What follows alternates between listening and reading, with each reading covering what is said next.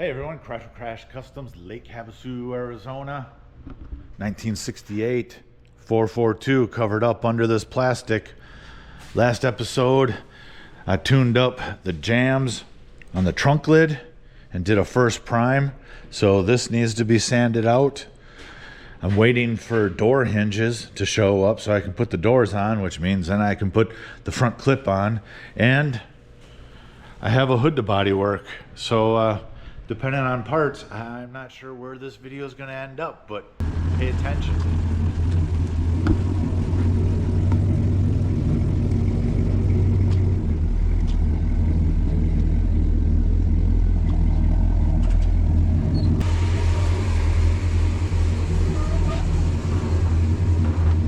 Come on.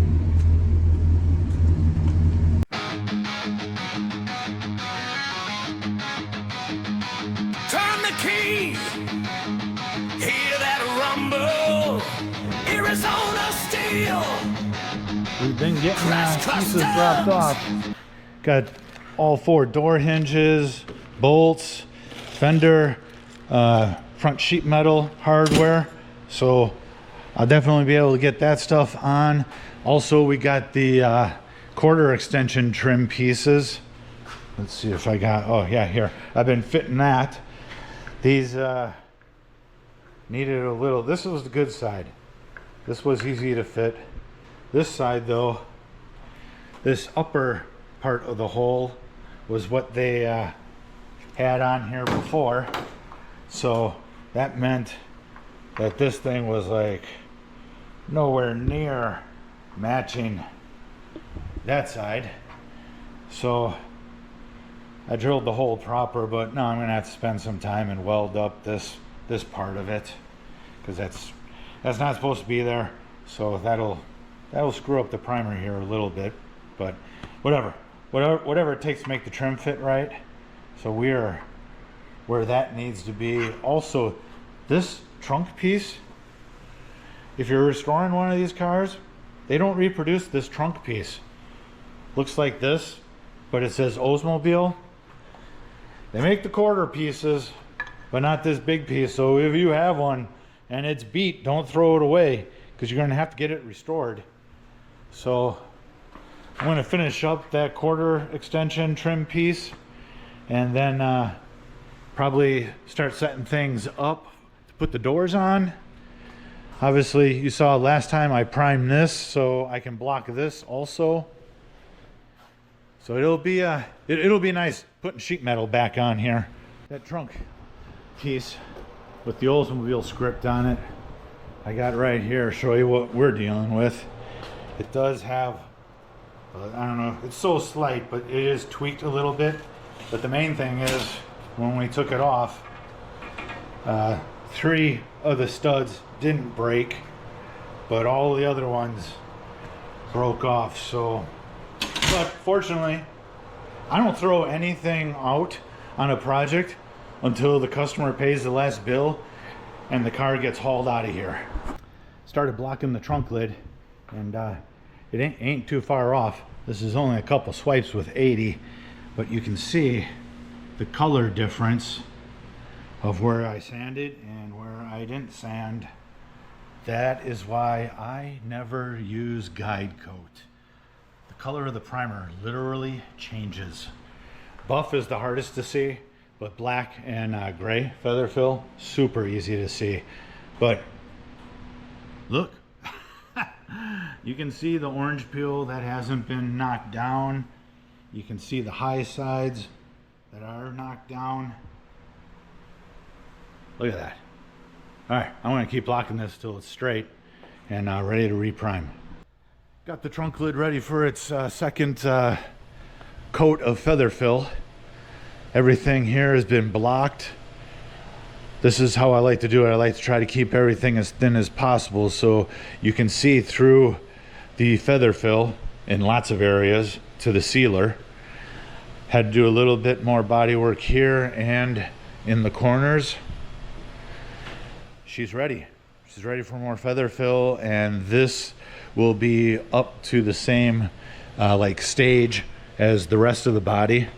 So I'm going to start getting things ready to put the doors on, fenders on, hood, underside of the hood. I'm still body working from where I did little repairs, and always blows me away how inner structures can get dented throughout the years, but it did. So tuning all that up, and this will end up being sprayed in black like the factory did it, and I can flip it, put it on the car.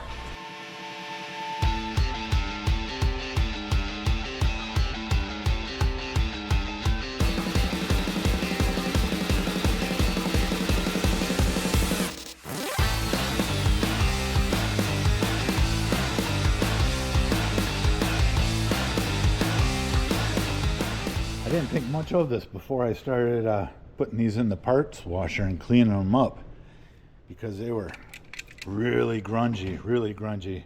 They really didn't even function. They were so loaded up with dry grease and lube. But now they're cleaned up so good, you can see the galvanized coating on them again. I have hood hinges to clean up. Apparently on 68 they don't reproduce them, and they're different than all the others. So I'm gonna parts wash these too, because I need these all to function properly for hanging the doors and the front sheet metal on. We are ready to hang these doors. Brand new hinges, both doors.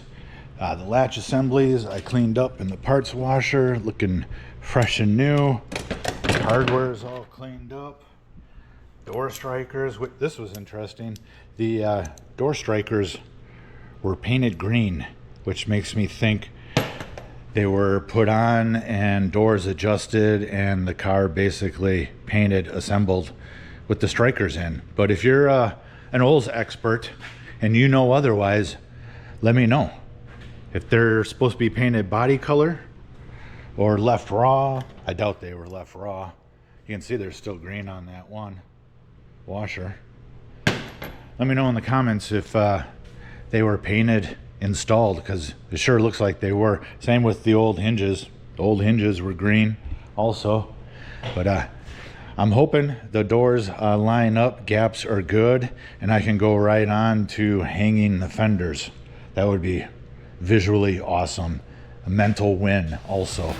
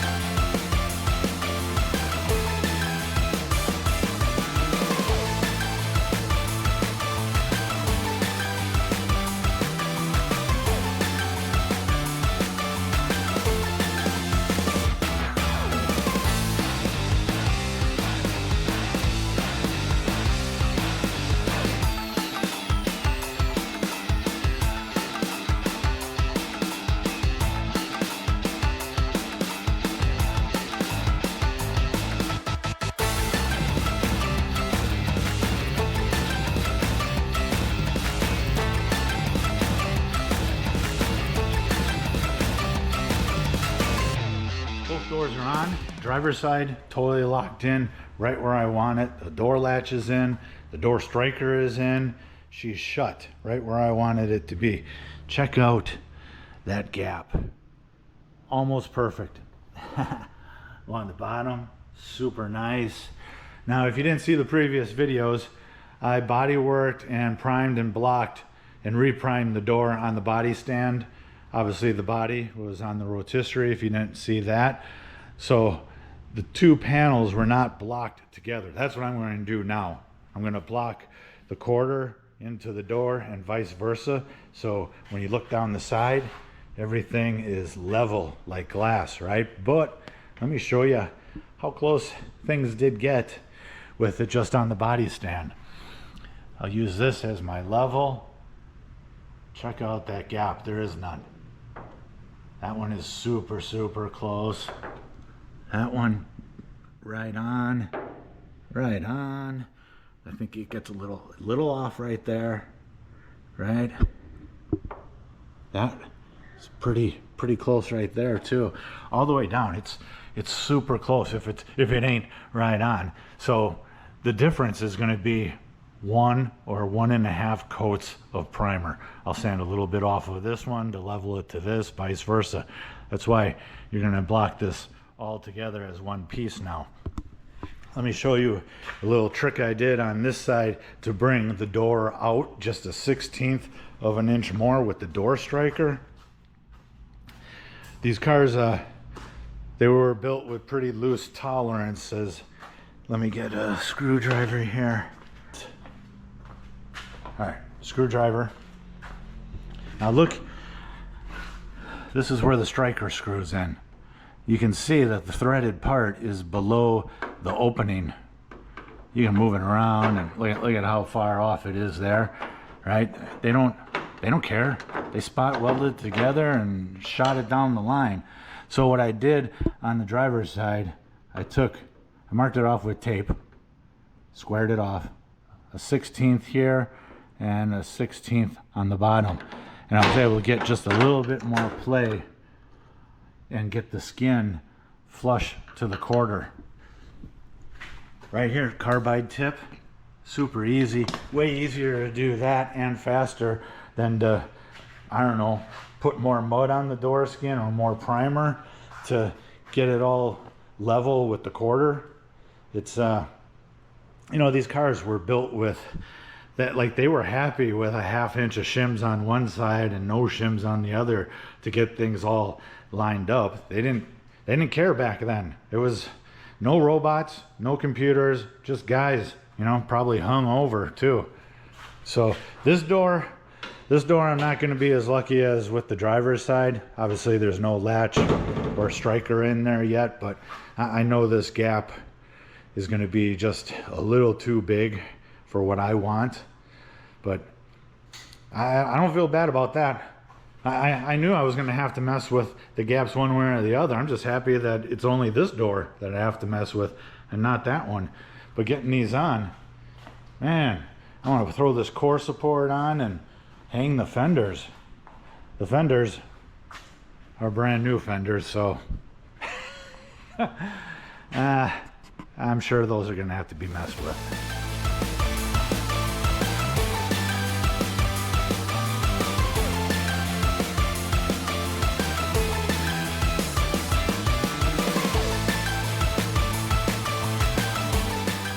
Well, I said it wasn't going to fit. And, I mean, I'm going to make it fit. But we're already, like, I know they never fit. But sometimes it's just like, man, come on. Get a little bit closer. Let me show you this mount here. This mount right here. Let me hit the light. Do you even see the hole that the bolt is supposed to thread into? It's not even close. Look at it. It's way off.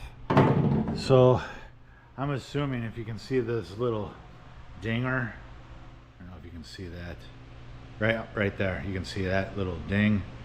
I'm assuming this may have got punched down a little bit at the plant or in shipping.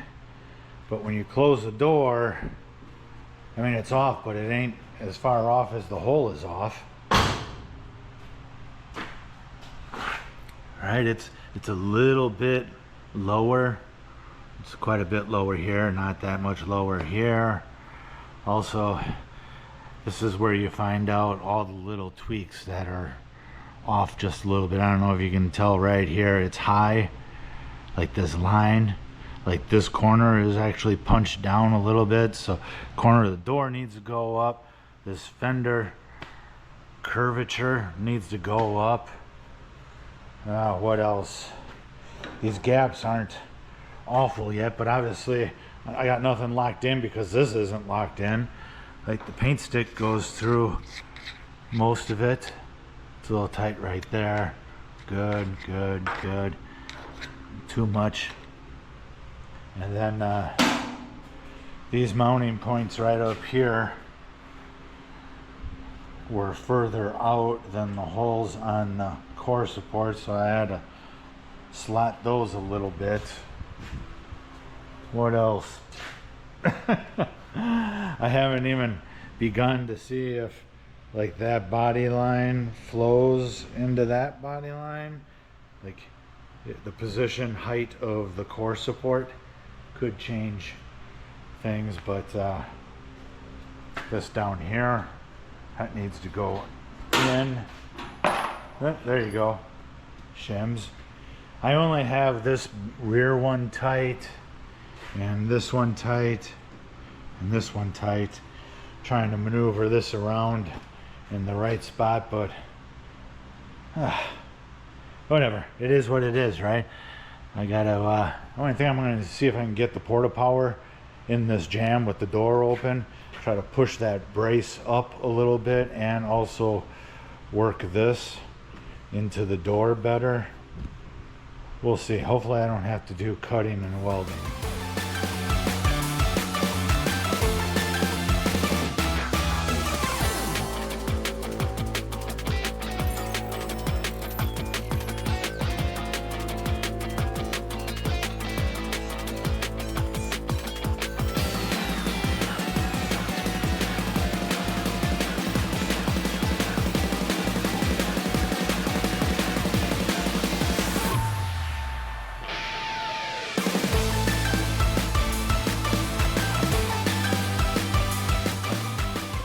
All right, I used the porta power basically just enough to get that bolt in. Obviously, when everything's painted, I don't want to be using the porta power pushing metal around with green paint on it. But so I'll have to work this more with the porta power. Yeah, you got to actually go past what you want because it always flexes back. But let me show you what we all lost when we gained that bolt going in. This gap now is completely and totally garbage. The paint stick doesn't even go in. Up here it does. This is now too high along with this, but whatever. I knew it wasn't going to happen in one shot. Who would ever be that lucky? Not me, not me. So I'm gonna have to move this around some more. Try to get this down a little bit. This obviously needs to go down.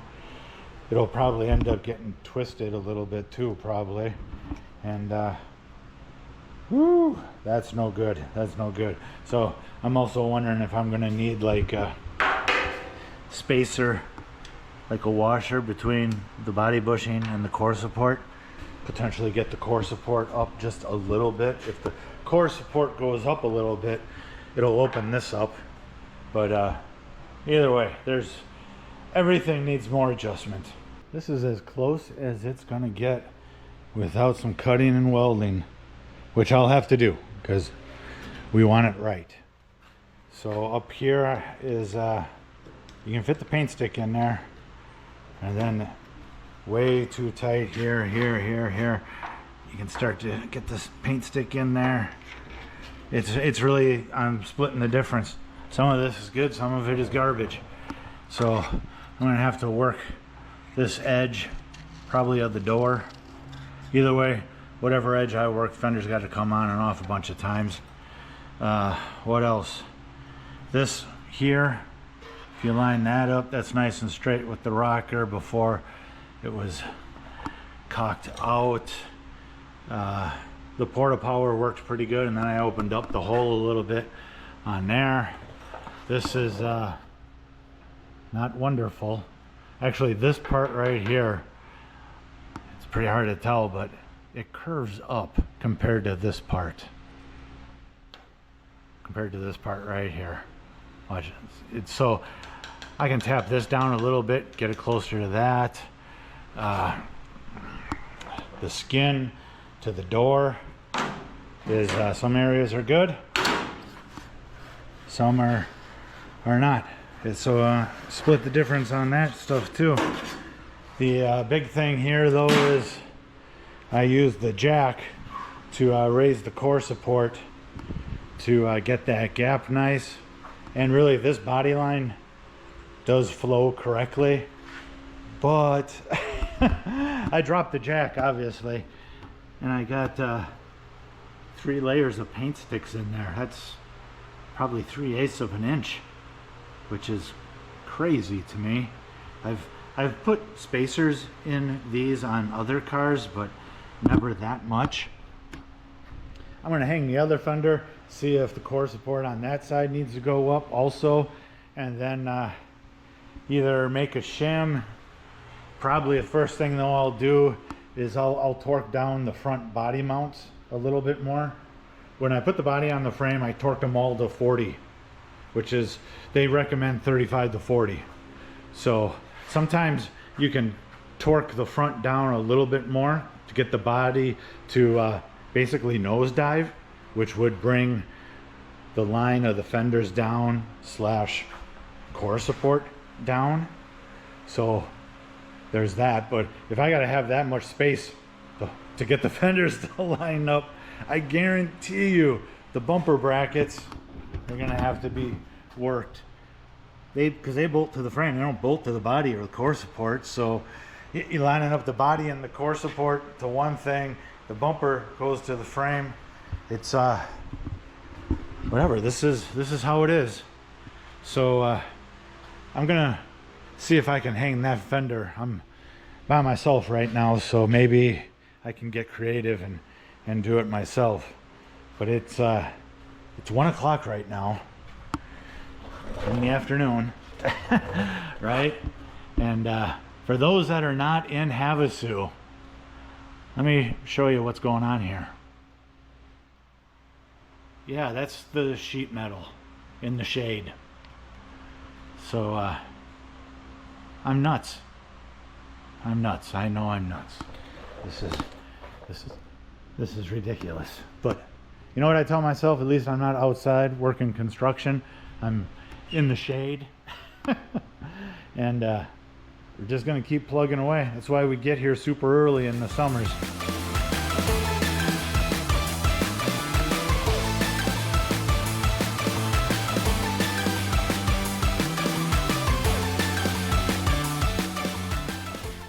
Got the fender started. A lot of metal there, man. You gotta eat your Wheaties before you lift one of those and maneuver it around. 2 bolts in it, loosely.